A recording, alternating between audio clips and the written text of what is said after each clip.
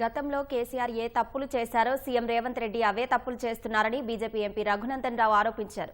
ఢిల్లీలో జరిగిన మీడియా సమావేశంలో మాట్లాడిన ఆయన, గతంలో మల్లన్న సాగర్ భూసేకరణ అయినా ఇప్పుడు లగచర్ల అయినా రైతులను ఒకేలా మోసం చేస్తున్నారన్నారు. లగచర్ల భూసేకరణలో కాంగ్రెస్ ప్రభుత్వం తీసుకొచ్చిన 2013 భూసేకరణ చట్టం ఎందుకు అమలు చేయడం లేదన్నారు. బాధితుల పక్షాన రాష్ట్ర సర్వోన్నత న్యాయస్థానాన్ని ఆశ్రయించడంతో పాటు భూసేకరణ చట్టం ప్రకారం పరిహారం వచ్చేలా పోరాటం చేస్తామన్నారు.